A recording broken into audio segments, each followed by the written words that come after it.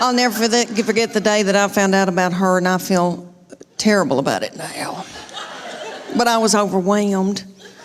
I knew something wasn't right. I didn't feel good. I thought, oh my gosh, surely I'm not pregnant this quick, this soon. And you know when you got to know something, you got to know it right then. I had to know right then. I grabbed up my 2 babies and diaper bag and all that stuff you take with you everywhere you go, and I went to the Walmart in the foothills of the Appalachian Mountains. And I bought an EPT pregnancy test, and I took it in the stall at Walmart. And I tinkled on it. And my 3-year-old boy looked at me, he said, "What, is it positive?"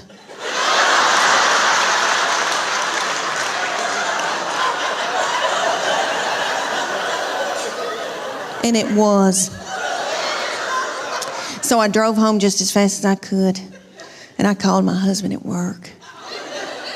And I said, "You're trying to kill me, aren't you? With a slow vaginal death. Is that what you're trying to?" "Well, you're not going to. You better get home right now, because I'm going to walk out in the woods and let the animals eat me."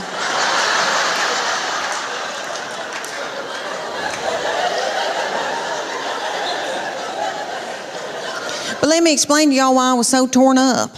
I had a 13-month-old baby girl in diapers and a 3-year-old little boy in Superman panties with doo-doo balls falling out.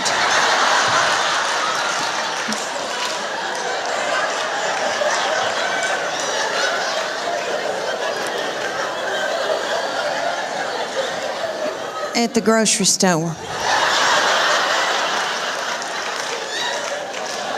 I thought, oh my Lord, did anybody see that? I don't have anything in my purse to pick it up with. Is some little child gonna think it's a milk dud?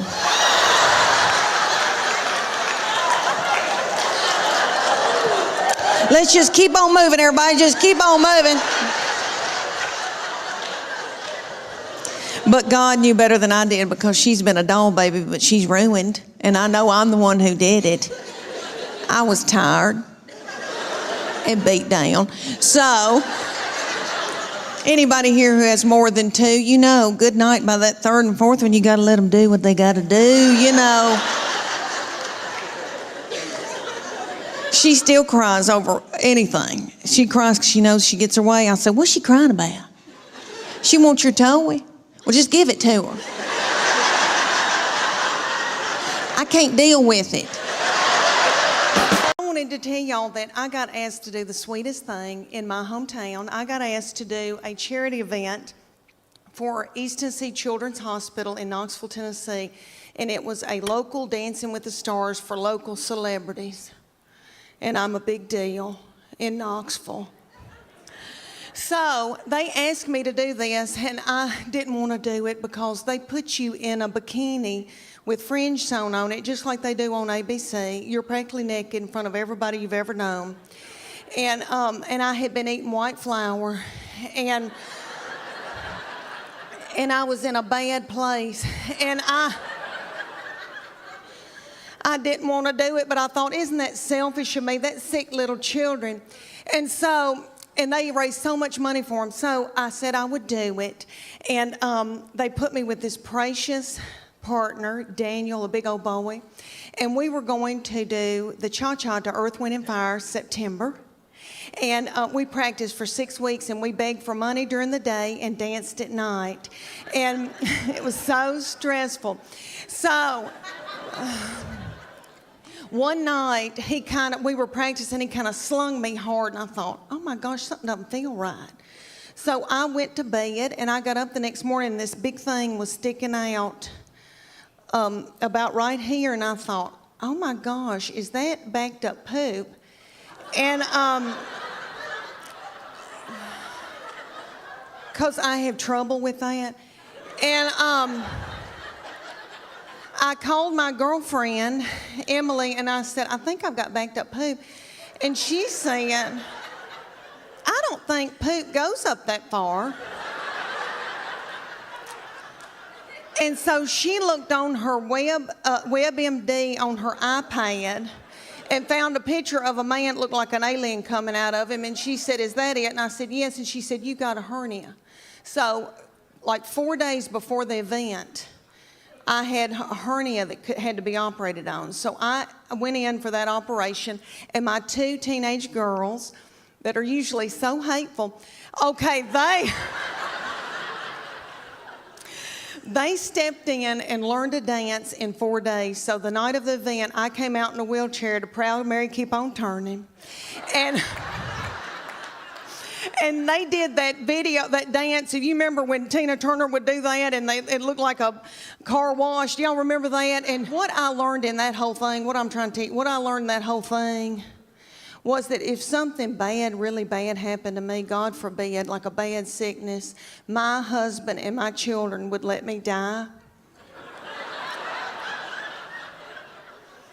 After I had that hernia surgery, I laid up in the bed for 3 days and nobody checked on me.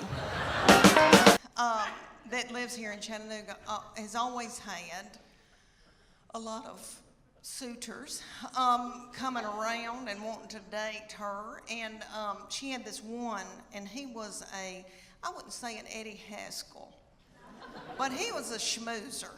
Like he knew he was a player. Okay, their daddy's not a player. Okay, my husband, he doesn't chat. Like he vacuumed out my car when he was dating me, and he bought my cigarettes, so that's how we started. But anyway,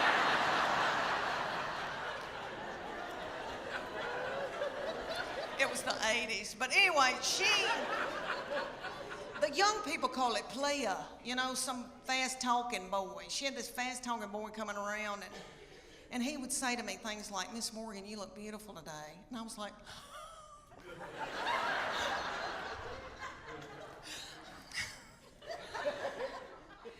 "Can I make you a casserole?"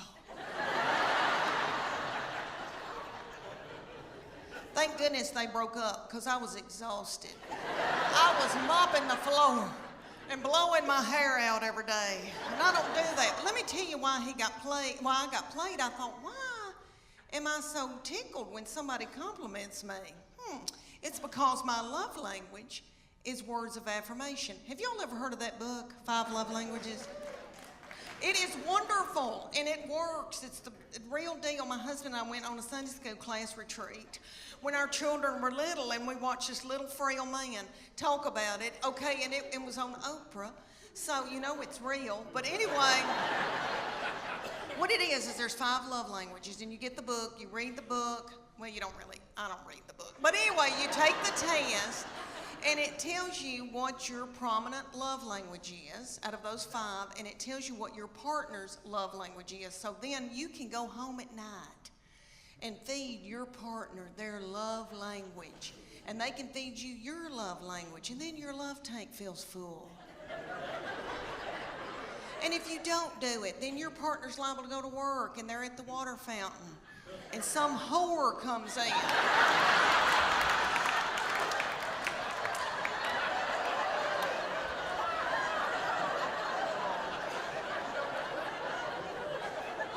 And feeds their love language. And then they feel a tingle.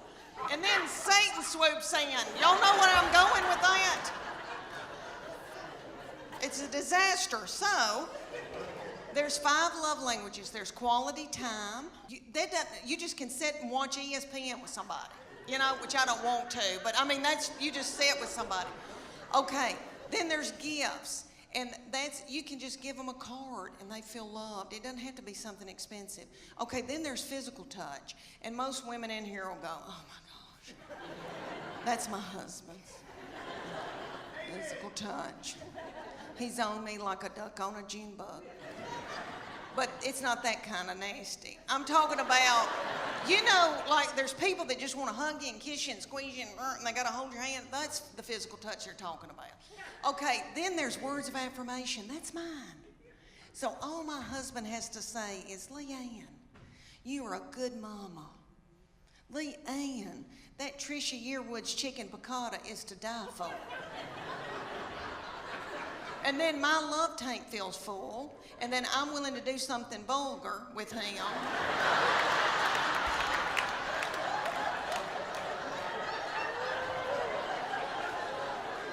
And then he gives me money to get my hair highlighted. So you see how it all works out. So his love language, the fifth one, is acts of service. So I have to go and build a set of shelves in the garage for him to fill